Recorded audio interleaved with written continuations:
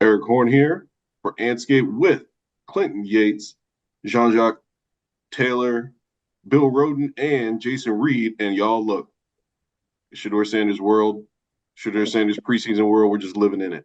We just saw last night Shedeur Sanders make his NFL debut in the preseason.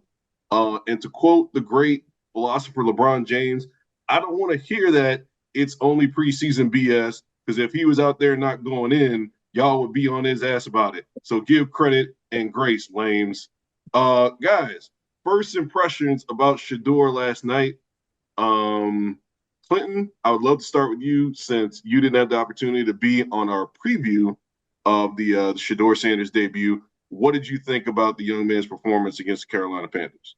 Well, first of all, my main point of impression for what Shadur has done this preseason has been nothing remotely football related. It's been the fact that he's been able to manage this entire circumstance, both emotionally for himself and publicly for everybody else, without creating more of a circus than it already was. That in itself had been impressive to me going into this game for all the stuff that had happened. Now, once the football got going, the thing I've told most people that who don't sort of understand what Shadur is about is that he gives people, the guys, the belief that they can win. And like in a situation like that, what he looks like specifically from in a mechanic standpoint is one thing.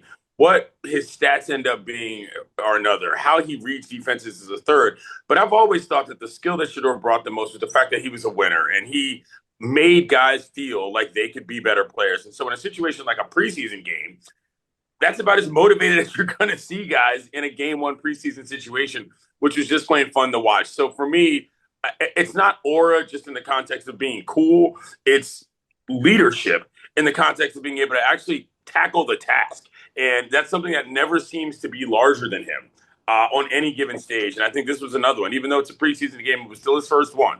And it was still the first time against the pros. And as he said after the game, I felt like I knew the answers to the test. And that was as impressive as anything else to me, football aside or otherwise. Jason, what do you think? I mean, as we talked about leading up to this, this was an opportunity for him. And no matter what anyone wants to say about being a preseason game, and they don't really game plan for preseason games, and it's going to get tougher.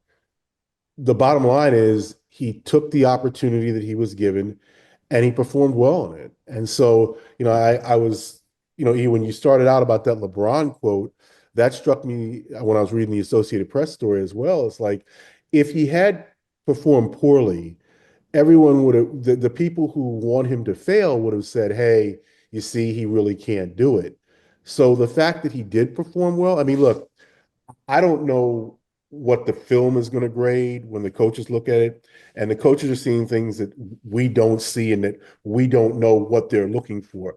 But just the eye test as someone watching on TV, and Bill was at the game, he led drives, he made some nice throws.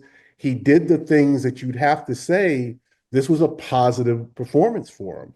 So that's my main takeaway, that he had an opportunity, and whether it was perfect or not, and I don't know what the coaches want to see, but clearly from the fans' eye, he performed well. Well, what you're always looking for, and we talked about it the other day. Does the moment look too big for you? Answer is absolutely not, because he's always been kind of unflappable. And then secondly, when you're looking for quarterbacks or any player in the preseason that you don't know about, it's always, do you show me something that says, okay, you can play at this level? First touchdown pass shows you he can play at this level. The second touchdown pass shows you he can play at this level. And we went out of the pocket and threw the feathery pass that the dude made a nice one-handed catch on. That was an improvisational play that showed you he can play on this level. So where he fits on this level, who knows? But can he play on this level? Absolutely. Yeah. And there's a lot to unpack. And I think, Clinton, you mentioned it. One of the things he said was that it was a preseason game, but he said, but to the guys who are there, who are trying to make this team, he said, this is our Super Bowl. That's And that's what he told them. He said, this is our Super Bowl. And I think a lot of people take that for granted. Well, it's preseason, but there are a lot of guys there, including him, who are like, this is going to be one of the biggest, every single time you play is one of the biggest games of your life. And so I think, Clinton, that's what you were saying, when he's got this ability to transmit that kind of energy Yeah. to teammates, to team, and all that kind of stuff.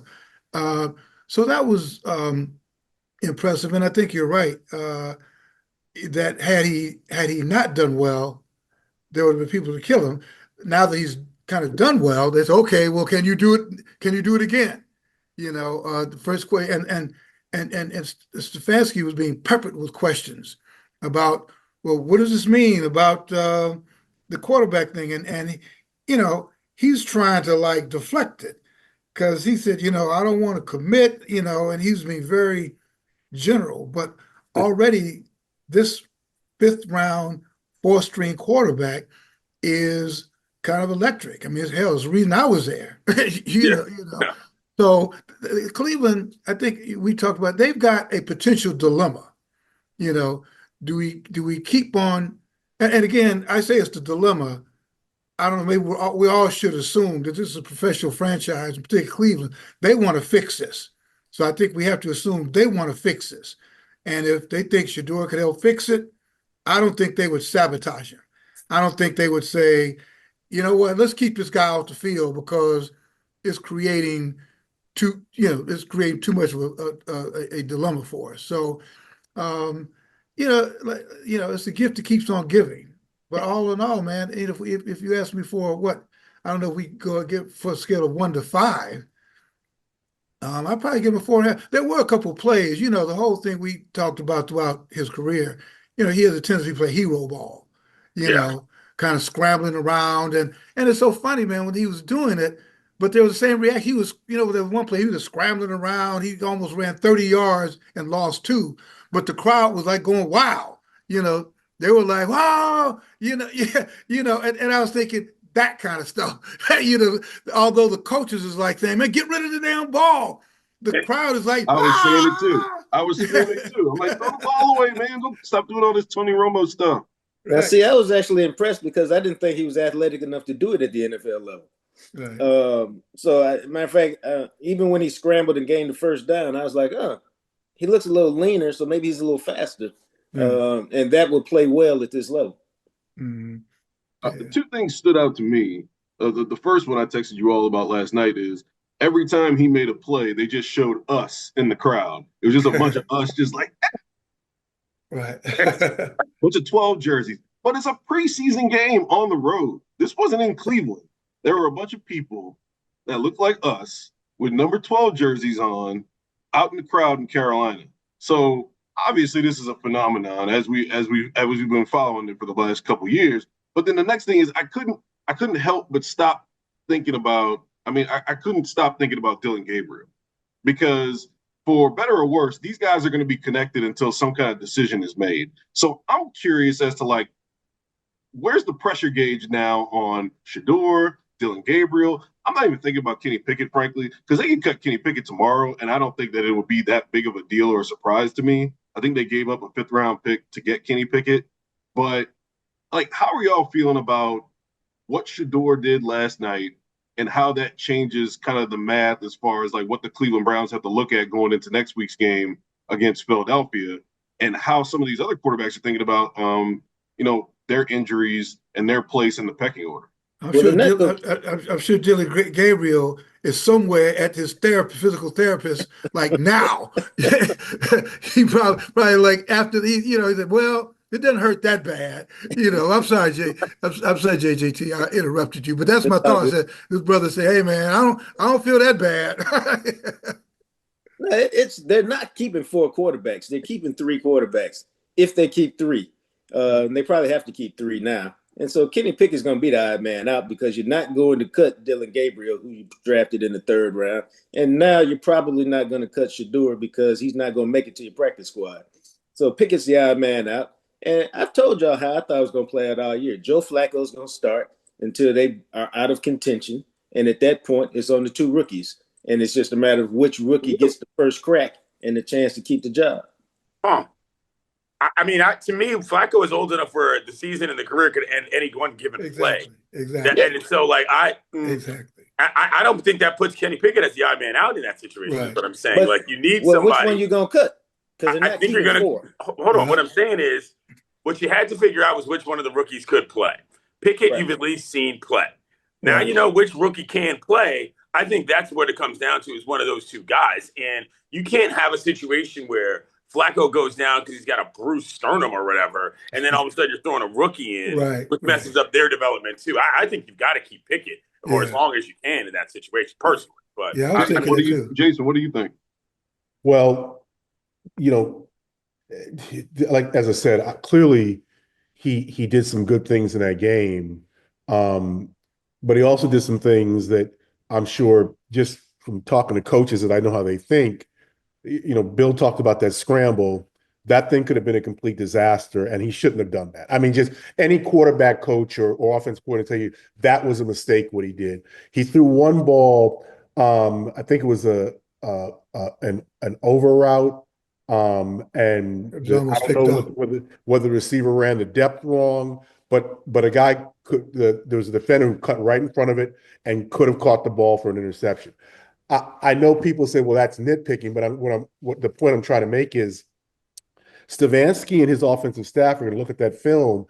Shadur entered that game fourth on the depth chart for a reason. And although clearly he sees an opportunity, the fact that Bill said Stefanski was slow playing, whether this changes anything, I think is because Shadur entered that thing for a string. So I don't know if this game, this performance, as good as it was for the eye test for us, I don't know if this substantially changes what Stefanski is thinking moving forward. Right. So because of that, you know, I still think this thing is going to play out. I understand I understand JJT's thinking clearly. I understand what Clinton's saying. But again, you know, when you're not in the building in those meetings, watching the film with the people who are evaluating, okay, this is what he should have done on this play, this is what he should have done on that play. I think Shadur clearly helped himself, but I just don't think we can tell how much he helped himself. And it's like you're saying, compared to what? You know, in other words, yeah, he did well, but compared to what? Because his prime competitors are not playing. So it's not like, you know, so he had an advantage. I mean, you're not comparing him to Snoop Huntley. Right, You know, right. the guys you're comparing him to are not playing.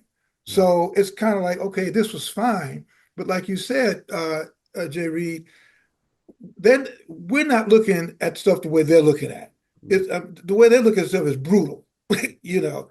So you know, it's still the Browns. Let's not forget what we're dealing with in terms of the fact that if you've got the number one jersey being sold by a rookie and he shows up and people are going nuts, that has to play in to what you're doing. I'm sorry. That has to be a part of the equation with your recent, medium, long, and long-term past as well. You can't just ignore that. And that's why this first game was so important to me in terms of all of that, not just the football, the presence to be able to command. Like, that dude looks like he is ready to be on an NFL team. And I think the Browns can't ignore that.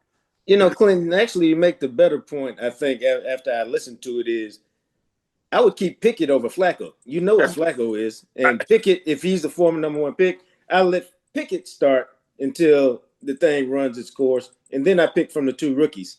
Because Flacco is what he is. You're not going to the Super Bowl this year. And so, you know, if you cut him, big whoop-de-doo. You got three young guys to pick from to see if any of them is worth a daggone. But JJT, I'm gonna go back to what you have been talking about for some time. I look at this right now as everything is up in here because I don't think Stefanski is going to cut Flacco. Like you know, you made the point months ago that Kenny Pickett, he's on his what now? His third team. Yeah, he's a journeyman. He's a former first round draft pick. Is he 26 yet? No. Okay, so you know, if you're Stefanski, Flacco being 150 years old, you still know that he can take the ball under center and he can make the right read. Whether or not he gets the ball there with any zip or any of that other stuff, I don't know. But he can at least make the right read. I just think everything is still up in the air because I get Clinton's point, I get your point, and I just think that with these two rookies, they're going to let this thing play out for a while still. Because like Bill said, these guys are hurt. What are they comparing it to? Right. He And I just think turned 27. he's saying, I believe Stefanski is saying, please, God, please let Flacco play at least until 7 games so we can kind of see where we are. Yeah. You're right, man. I mean, I have no faith at all in Kenny Pickett. You know, I mean, not at all, at all. You know, but you're between a rock and a hard place because you don't know. And I have no sense of Gabriel either, to be honest with you. I've seen him play a couple times in college, but I have no sense of what he's been doing at training camp. Maybe Jay Reid, maybe you've heard about what he's doing, how he's doing. You know, Yeah. I mean, Bill, the problem is that look, that's information these guys are not going to disclose right now. right. And again, like it's like people want to talk about what their completion percentage are, but nobody knows where the ball was supposed to go. The only people who know that is Stefanski and his staff. Right. So I just think it's like Shadur had to have helped himself last night.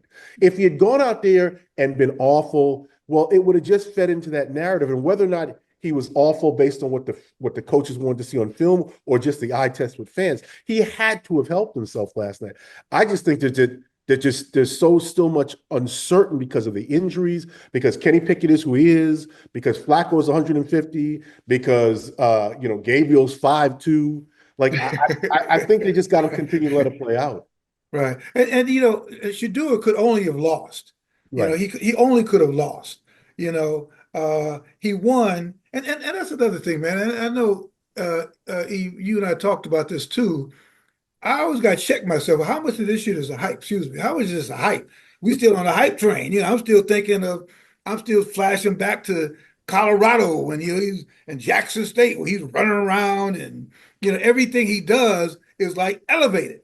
It's like I'm looking at him. I won't go too.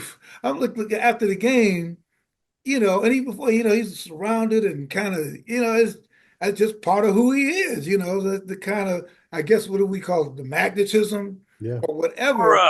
This is what I've been talking about. This is Aura. the fun The Riz, part, Bill. baby. Why are we acting like this is a bad thing? My whole timeline is full of black families and folks celebrating watching this dude play. I'm not going to sit up here and worry about what the damn Browns coaches think right now. No, wait, I'm Clinton. going to enjoy the moment is but what I'm saying. You gotta knock MFs out. I mean, Ali had an aura too, but he knocked MFs out. I mean, you at some point it got to be more than the aura. You got to knock people out. He played pretty well. He handled it. It was fun. Reminded me of something before. I held off as long as I could without talking about the entrance with the boombox and the guy. What was his homeboy holding? Like a sack. It was his teammate. That was whoever posted that was unfair. It wasn't an entourage. One of his teammates, I guess, was dressed in what Shadur was wearing too. But that was bullshit. I mean, maybe we can cut that out. But that, but the problem is that there is a group within America that wants to project what they think he is. And I'm not saying he hasn't made mistakes, and I'm not saying that, there aren't things that you can question, but last night that was just unfair. I mean, he walked in, these guys were his teammates. It wasn't like this was Ali and in Ali Frazier with it wasn't Lil Wayne at Folsom Field. Yeah, I mean, that was really right. I couldn't make out what homeboy was holding. What was this staff? It was like the Grim Reaper scythe. Like what was that? Like I didn't even care so much. I was like, all right, cool. The walk-in thing, you better ball. And then he came out and played ball. But we need to do a full takeout on what this thing is. What is this thy rod and thy staff? It's just oh my God. Yeah, I mean, see, and the problem. Thy rod and thy staff. I mean, unbelievable. Fifth round, fourth string. But and we talk about all this, but then what I'm not concerned, but listen, we've all been covering this stuff. And one day you're king for a day, and now we go to Philadelphia, man, and it's like awful. I mean, it could potentially be awful because you don't think that, I mean, they're looking at this, and I'm sure they're not game planning this, but everybody is game planning just a little more just because it's him. So we're on the show, we're doing this podcast next, what? I don't know when the game is, next Sunday.